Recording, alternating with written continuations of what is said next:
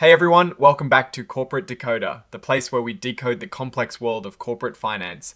And today we're going to see if KKR FS Income Trust is ready to dish out some dough, or just talk about dishing it out. Before we dive in, if you like getting the real story behind company reports, hit that subscribe button. And for more exclusive discussions and to connect with fellow finance enthusiasts, join our Discord community linked in the description below. Alright, so we're looking at an 8K filing from KKR FS Income Trust.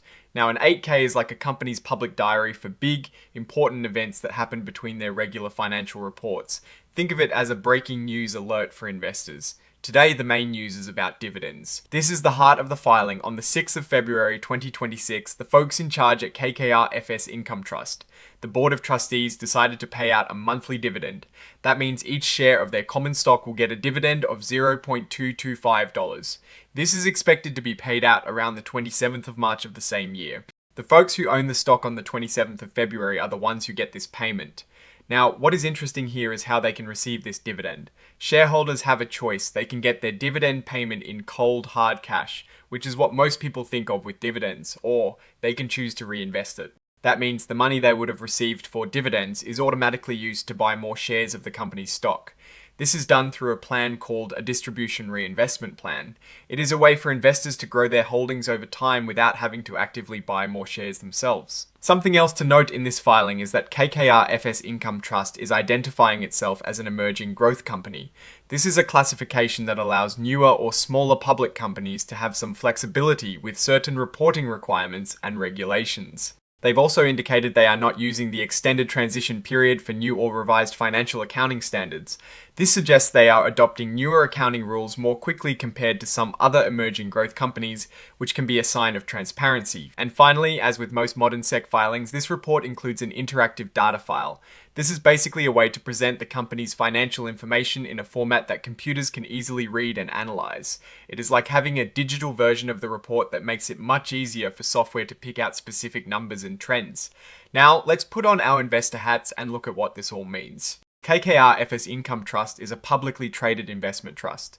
Their primary goal is usually to generate income for their shareholders, often through investments in income, producing assets like loans or real estate, the declaration of a consistent monthly dividend, even a relatively small one like $0.225. Per share signals a commitment to returning value to investors.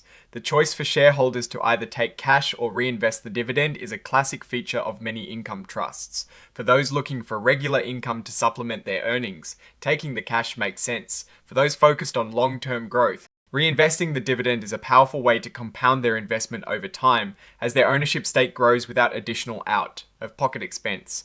As an emerging growth company, the flexibility they have can be beneficial, allowing them to focus resources on growing the business rather than on some of the more complex compliance burdens faced by larger, more established corporations. The fact that they are not opting for extended transition periods on new accounting standards is a positive sign. It suggests confidence in their financial reporting and a willingness to be upfront with investors about their performance.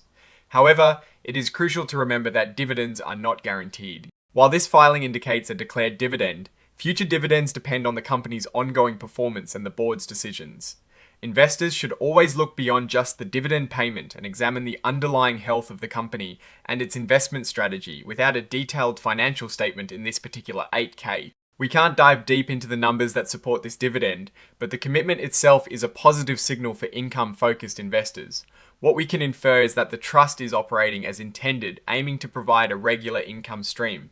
The stability of this distribution is key, and while this report doesn't give us the historical performance data, the act of declaring it is a step in the right direction for shareholders. Looking ahead, KKR FS Income Trust will likely continue to focus on its core investment strategy to support these dividend payments. Any significant changes in their investment portfolio, market conditions affecting their assets, or regulatory changes could impact their ability to maintain or increase this dividend. For now, however, the message is clear: they are committed to providing a return to their shareholders. Alright, that is our quick decode of this KKR FS Income Trust filing. What is your take on dividend, paying companies, and the strategy of reinvesting? Let us know in the comments below. If you found this breakdown helpful, please give it a thumbs up and subscribe for more regular deep dives into the financial world. And don't forget to join our growing community on Discord. The link is in the description. Thanks for watching, and we'll see you in the next video.